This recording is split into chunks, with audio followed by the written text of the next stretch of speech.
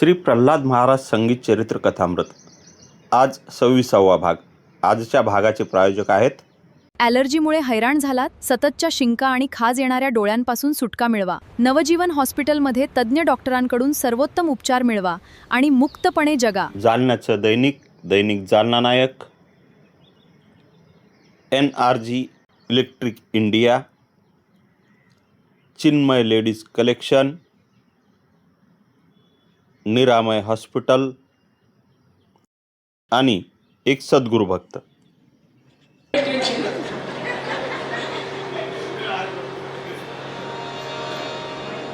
किती ऐकतात ते माहिती नाही, संपवाकडे लक्ष असतं।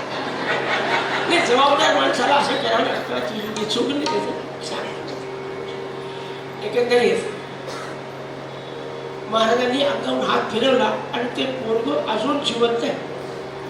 फक्त आपल्यावर येऊ नये, मेलेल्या माणसाला उठवणारा प्रल्हाद महाराज आहे। याची प्रसिद्धी मिळू नये म्हणून सांगितलं मलकापूरला घेऊन जा।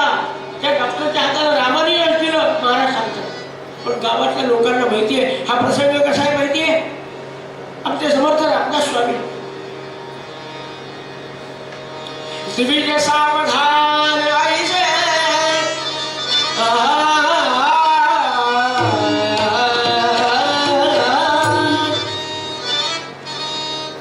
सावधान म्हणल्याबरोबर मंडपातून पळून गेलेले समर्थ रामदास स्वामी नाशिक जवळ टाकलीला गेले आणि तिथे 12 वर्षाचं अनुष्ठान केलं महाराज। कमळीच्या पाण्यामध्ये गायत्रीचा रोज 1200 जप करायचा आणि तितकाच 13,000 जप नंतर करायचा। 12 वर्षाचे अनुष्ठान, भिक्षेवर राहायचं आणि मधल्या दुपारच्या वेळामध्ये शास्त्री पंडिताकडे जाऊन ग्रंथाचा अभ्यास करायचा।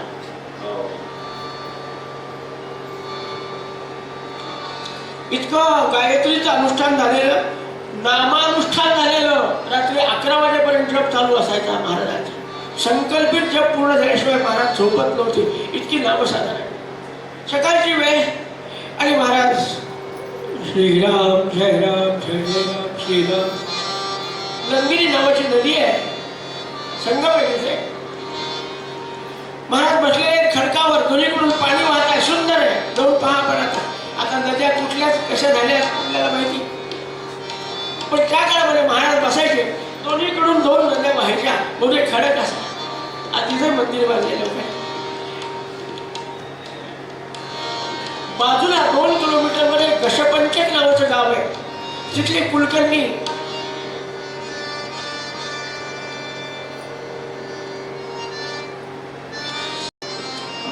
अरे रामानंद महाराजाला अभिषेक करा,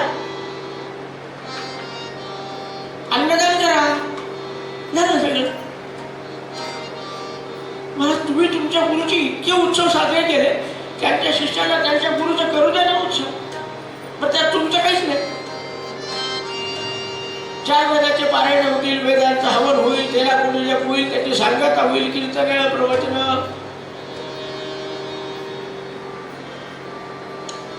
एकच आहे ती शास्त्राप्रमाणे रौप्य तुला करावी लागते, ते रौप्याचं दान करावं लागतं। लोक आणणार चांदी वर्गणी करून, भिक्षा करून, आणि ते दान करणार आहे।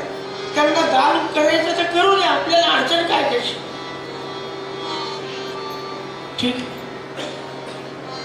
पुरुषोत्तम ते पावती पुस्तक ते वर्गण्याकडे झालेले पाहिजे। भिक्षेवर जेवढं होईल ते करा। अरे आपल्या गुरुचा उत्सव साजरा करायचा, दुसऱ्यांना त्रास कशाला द्यायचा? नाही म्हणा, आम्ही फक्त भिक्षा मागणार, त्याच्यावर ठरलं। त्याप्रमाणे विद्वान ब्राह्मणाचं काय ठरायचं ते ठरलं, सगळं मंडप किती टाकायचे, काय करायचं, सगळी व्यवस्था आहे। हे सगळं साखरखेड्यात होणं अशक्य आहे। किमान 1,00,000 लोक येणार, 1 लाख, 5 लाख शिष्य होते, 1 लाख तरी येणार। इतके कसे मावतील साखरखेड्यात? सगळे प्रश्न येतात ना, खाण्याचा असतो का, त्याच्यानंतर त्या मोठा प्रश्न।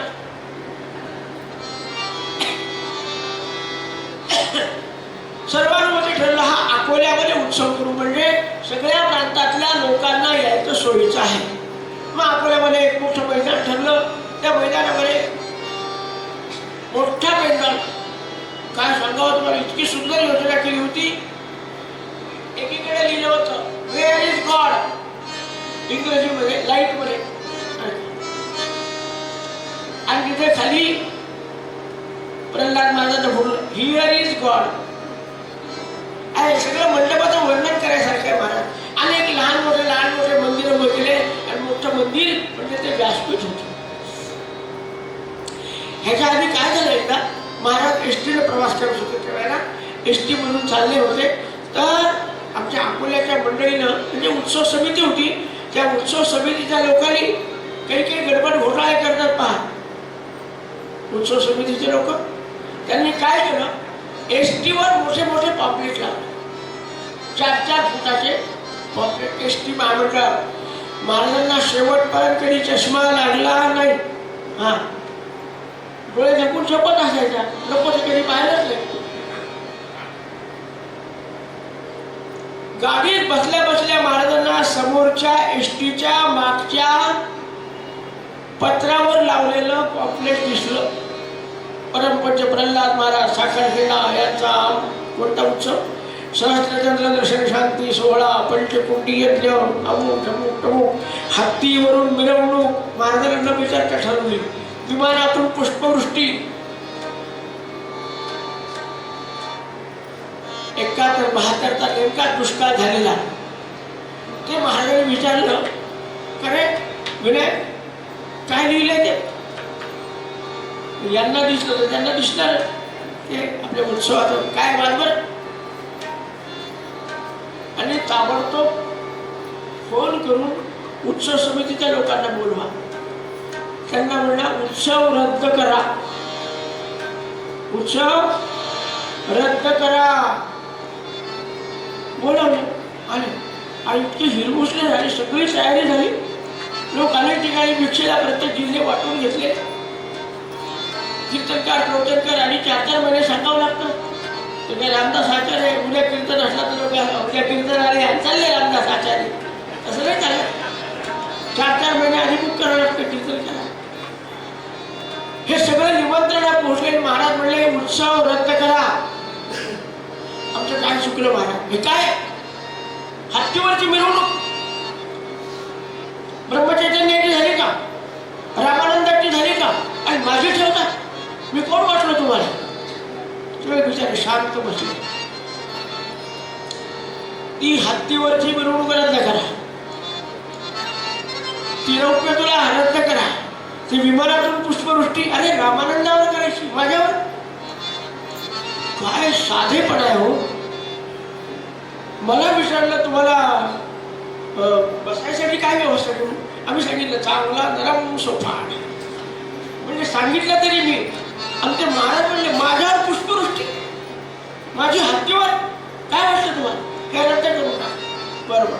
मग ते 2 पालक रद्द केले. कोणते, हत्तीवरची मिरवणूक आणि विमाना.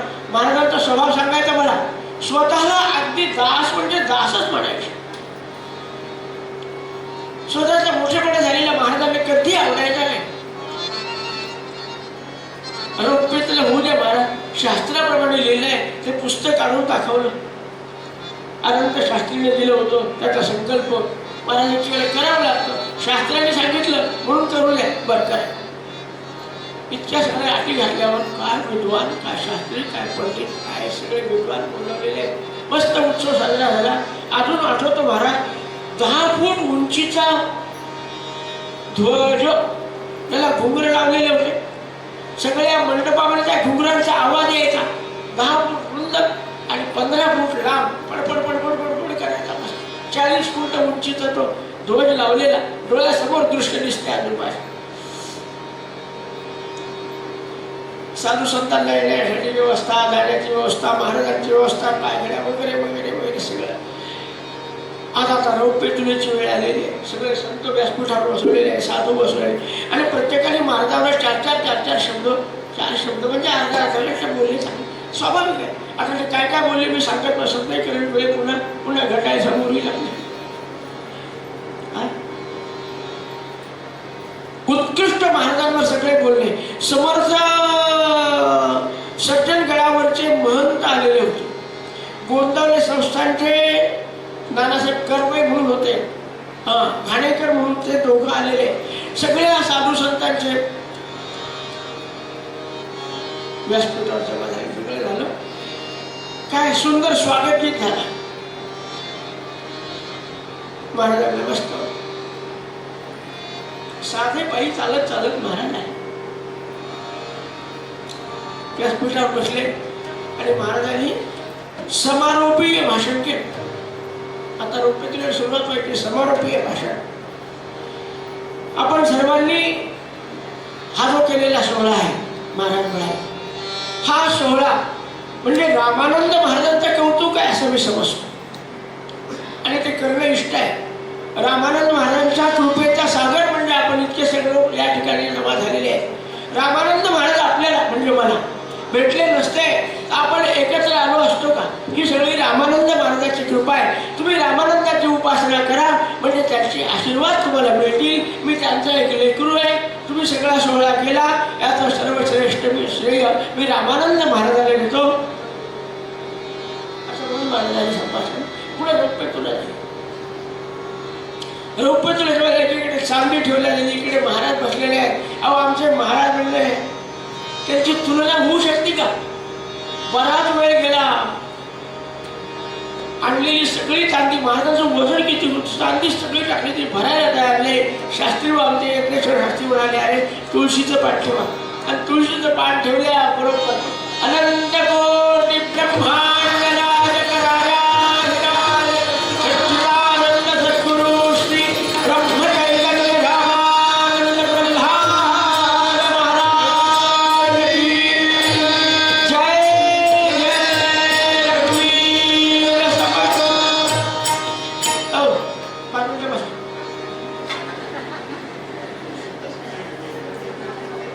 रौप्य तुला झाली. आता मिरवणूक निघायची. ज्यांनी पाहिलं त्यांच्या डोळ्यासमोर दृश्य येत असेल ते मला ते शब्दही आठवत नाही.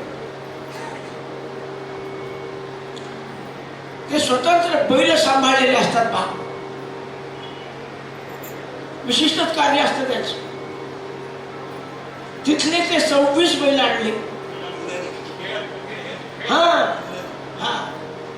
आणि एवढा असं खांदा असे खांद्याचे ते बैल.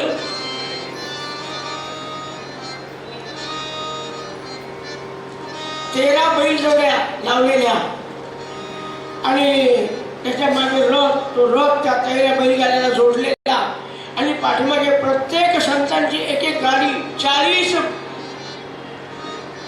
त्या जीप होत्या, जीप उघड्या 40 जीप. अहो महाराज भास्कर महाराज वर बस, मला कळलं एवढंच.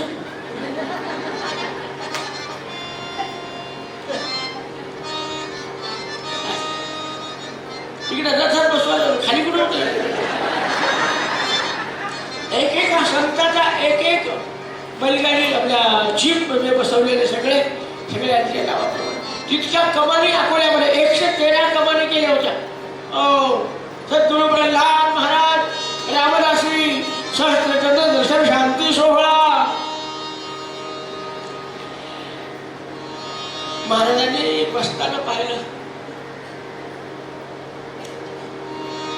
रामानंद महाराजाचा फोटो होता पण ब्रह्मचैतन्याचा लावायचं विसरले होते.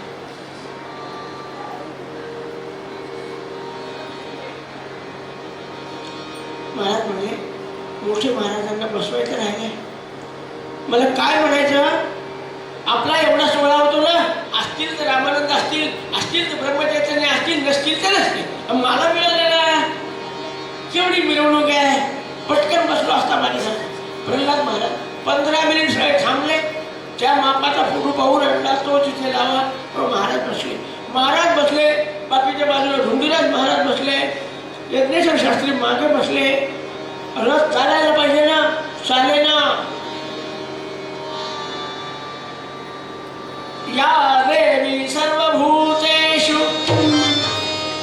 मातृरूपेण संस्थिता नमस्तस्यै नमस्तस्यै नमस्तस्यै नमो नमः.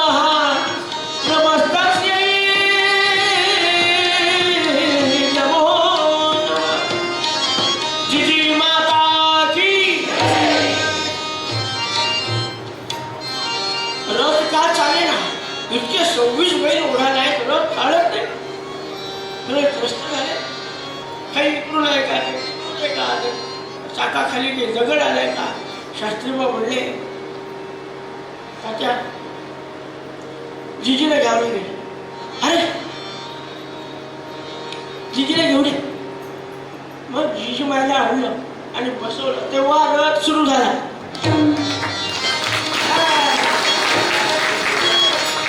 संताची पत्नीचा अधिकार काय असतो. रथ चालला नाही, 26 बैलाचा रथ नाही चालला, तिने अडवलं नाही, पण आपण रामरक्षा म्हणतो.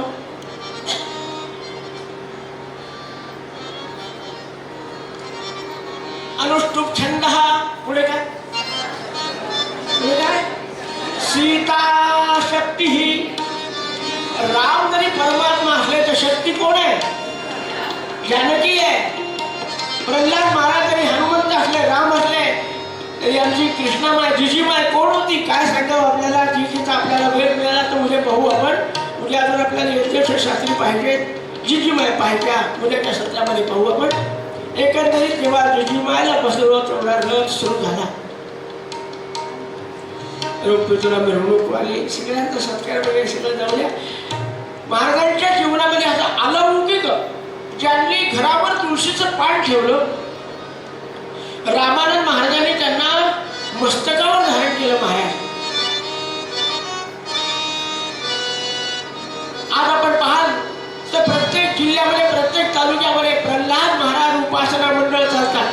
तिथे उपासना, कुठे 5 माणसं असतील तर कुठे 50 माणसं असतील, तितके चालतात, तितके लोक जप करतात. हे कोणाचं, हे श्रेय जातं कोणाला. सद्गुरु प्रल्हाद महाराज की.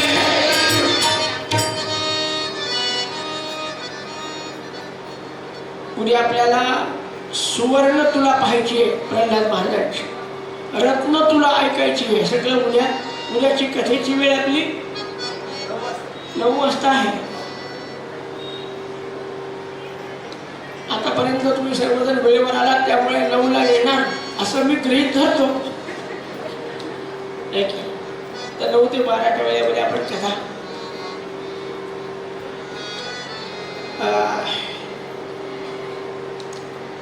बंडू जोशी 2 मिनिट बसा.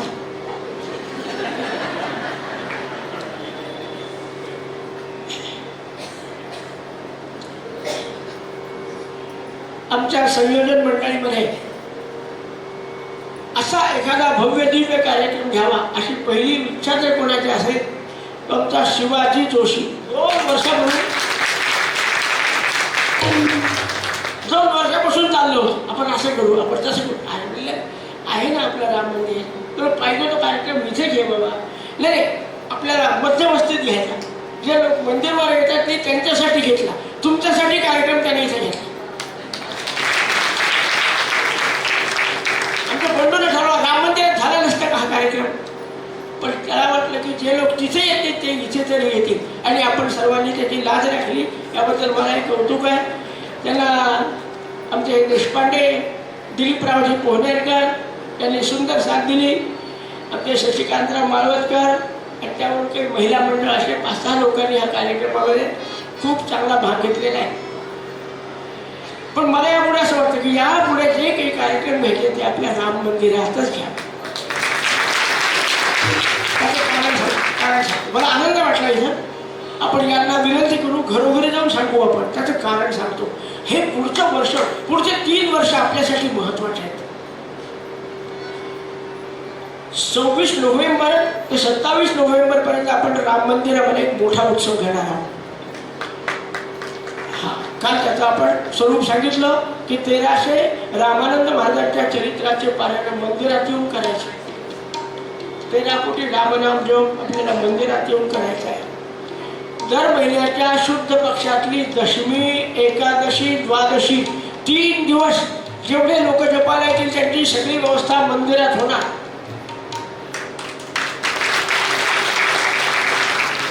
तुम्हा लोकांना असा सहभाग घ्यावा लागेल. आता काही ब्राह्मण सगळ्यात नाही असं म्हणून चालणार काय कोणाचा. हा, आपल्याला तो उत्सव घ्यायचा आहे.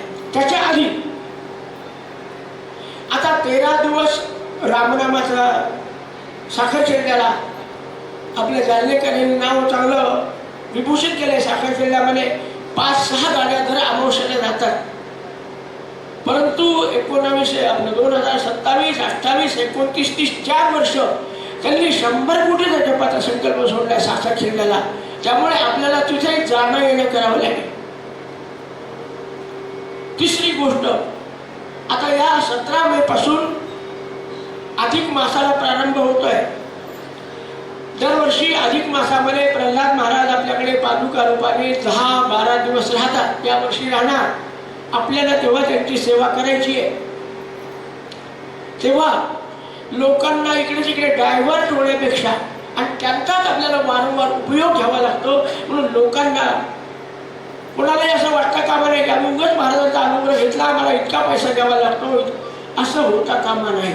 म्हणून आपल्याला आपलं एकच ध्येय असलं पाहिजे की साखर खेळण्याची काही योजना असेल तर त्यावर आपण संमिलित व्हायचं. एक लक्षात घ्या, आपण जालन्याच्या राम मंदिरासाठी 8 वर्ष कोणाला 1 रुपया मागत नाही. दिलीपराव 1 रुपया नाही मागत. मागतो का? जे स्वेच्छेनं ऑफिसमध्ये येऊन पावत्या फाडतील, ते धान्य आणून देतील, त्यांचा आपण स्वीकार करतो. राम मंदिरासाठी आपण मागत नाही. मागायचं ते फक्त आपल्या गुरुसाठी मागायचं. आणि त्यांचे आपल्या फक्त उपासकावरच आशीर्वाद आहेत असं नाही. तर ज्यांनी महाराजांच्या पायावर डोकं ठेवून नमस्कार केला त्या सर्वांना सांभाळण्याची जबाबदारी प्रल्हाद महाराजांनी घेतलेली आहे. म्हणून त्याच्यासाठी आपण कोणाकडे गेलो तरी त्याच्यामध्ये वाईट वाटायसारखं काही नाही. आपल्या दृष्टीपुढे आपलं एक त्रिभुवनातलं उत्तम क्षेत्र म्हणजे साखर खेळ हे लक्षात ठेवायचं. त्यामुळे लक्ष विचलित होऊ नये म्हणून तुम्हाला एक विनंती केली मी. याच्या पुढचे कार्यक्रम बिना खर्ची होतात. तिथे बिना खर्च कार्यक्रमाचं आयोजन. त्यानंतर अजून एक साखर खेळण्याची योजना, त्याचे पॉम्पलेट उद्या येणार आहेत का? उद्या येतील. साखर खेळण्यामध्ये जो 30 साली मोठा कार्यक्रम होणार. मोठा म्हणजे भयंकर मोठा, त्याची आपण कल्पना करू शकत नाही. उद्या पॉम्पलेट आले तर वाचून तुम्हाला समजेल त्याचं स्वरूप. हजारो लोकांना साखर खेळण्यामध्ये थांबता यावं यासाठी जेवढ्या मिळतील तेवढ्या आजूबाजूच्या जागा संस्थान विकत घ्यायला लागल्या. जागा विकत घेणे ही गोष्ट तेवढी साधी प्रक्रिया नाही. वस्तीतली जागा ज्या वर्षापासून 20 वर्षापासून पडीक आहे ती घ्यायची. ती जोपर्यंत पडीक आहे तोपर्यंत